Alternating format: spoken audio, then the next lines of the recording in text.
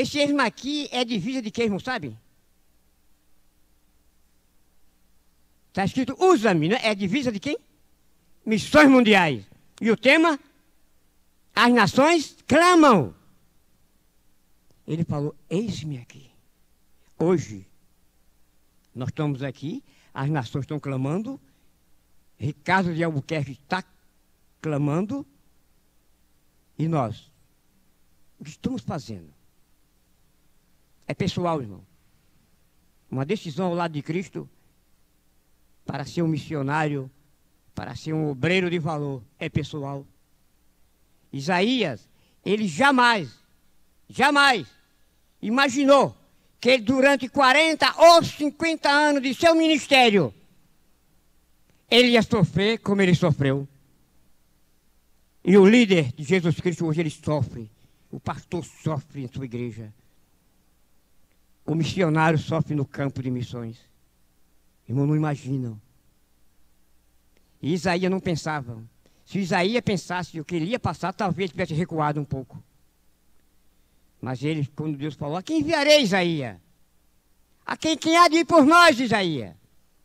Isaías não era profeta ainda. Ele falou, Senhor, eis-me aqui, envia-me a mim.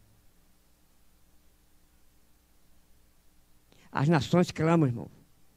As igrejas batistas precisam levantar homem, no seu dia de hoje, homens batistas, dia do homem batista, para que nós possamos levar às nações estrangeiras o evangelho de nosso Senhor e Salvador Jesus Cristo.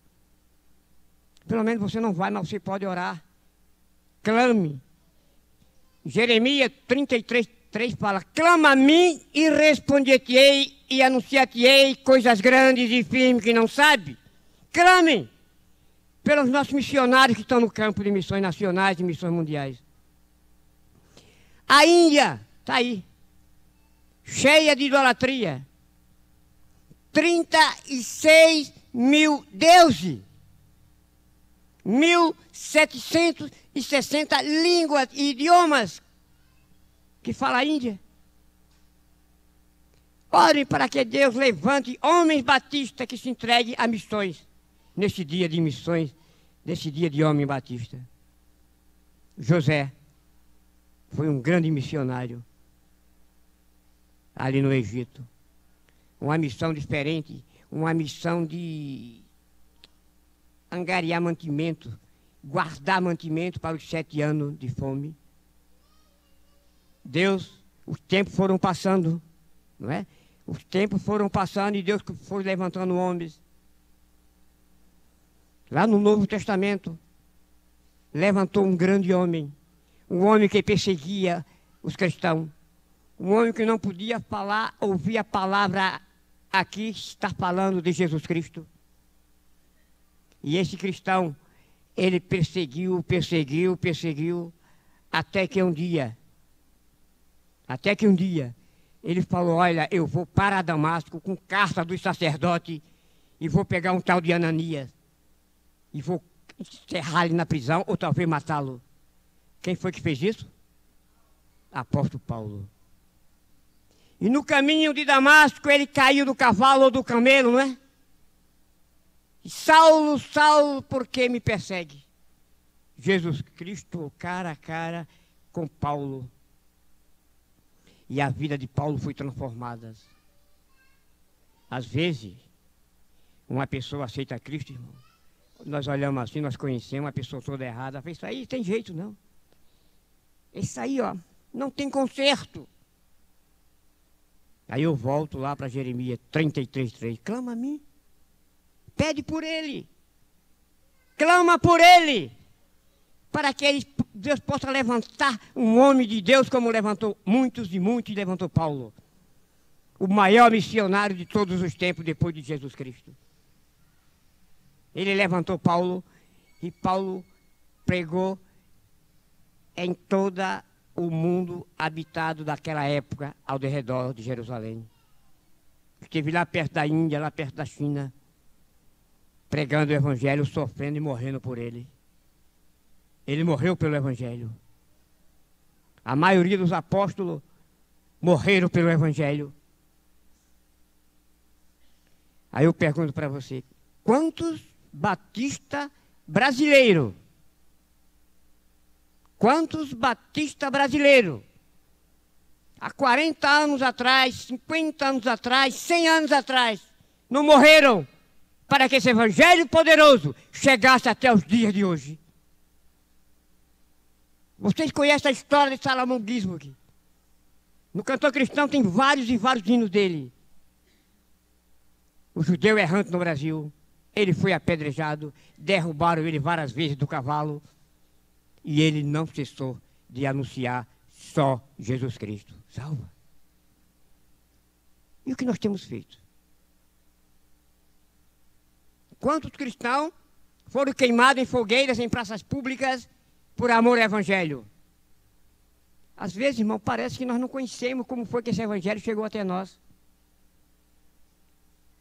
Em 1882, foi organizada a primeira igreja batista, entre aspas. A primeira, eu vou falar por quê, entre aspas. A primeira igreja batista na Bahia. E os baianos não gostaram de nada do que aconteceu na Assembleia Anual da Convenção Batista Brasileira, que foi lá no Recife. Não gostaram, porque durante 5 anos, eu estou falando isso para os irmãos saberem o trabalho que esses homens tiveram, o sofrimento que eles tiveram para chegar até hoje no dia do homem batista. Foi organizado ali a primeira igreja batista, estou repetindo.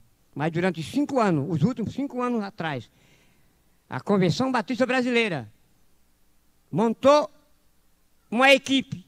E essa equipe começou a percorrer os caminhos por onde o William Book Baby passou e Ana Baby. Santa Bárbara do Oeste, foram embora até Salvador, Bahia. E chegaram à conclusão, agora na convenção, lá no Recife. Chegaram à conclusão que a primeira igreja batista no Brasil, ela se encontra em Santa Bárbara do Oeste. E foi organizada em 1871. Os batistas brasileiros, quem não sabe, tem que saber disso. Mudou. Não foi mais a primeira, mas em Salvador. A primeira agora é em Santa Bárbara do Oeste, em São Paulo. Esses homens, irmão, sofreram. Os irmãos querem ter uma ideia o que aconteceu com o William Book Baby lá em Santos? Ele era um batista, era um pastor batista, um missionário batista. Ele saiu de Santa Bárbara do Oeste, foi para Santo, pastor, com sua família fazer um lazer. E quando chegou ali onde hoje é Praia do Gonzaga, simplesmente 2 filhos dele morreram afogados. De uma só vez. 2 filhos, de William Book Baby e Ana Baby, os batistas brasileiros. Sabe o que eles fizeram? Sepultaram os seus filhos e não voltaram para os Estados Unidos. Continuaram anunciando, aleluia, a salvação em Cristo Jesus brasileiro. Esses homens sofreram na pele, com a família, com o catolicismo imperando, para que o batista chegasse hoje à posição que está, com aproximadamente mais de 10 mil igrejas batistas no Brasil. É bastante, irmão? É pouco. É pouco. Um país que é livre, um país que prega o evangelho é livre. Se nós voltarmos para a Índia, onde nós temos o batista brasileiro ali, anunciando o evangelho, nós temos quase 100 milhões, estou repetindo, 100 milhões de evangélicos. Um país com mais de 1 bilhão de habitantes. E nós temos apenas 150 milhões, não é isso? Mais um pouco, né? Nós ouvimos, irmão, eu quero falar isso para que Deus desperte homem nesta manhã, jovem nesta manhã, embaixador do rei e mulheres, para o trabalho de missões local e fora daqui. Há quem fale que no Brasil nós temos 35, 40 milhões de pessoas, mil pessoas evangélicas, 40 milhões de pessoas. É verdade. Nós temos no Brasil hoje 26 milhões de evangélicos, englobando todas as denominações. Nós não temos 35 como falam, nós não temos 40 como falam, nós temos simplesmente 26 milhões de evangélicos no Brasil, um pouquinho mais, não chega a 27. Um país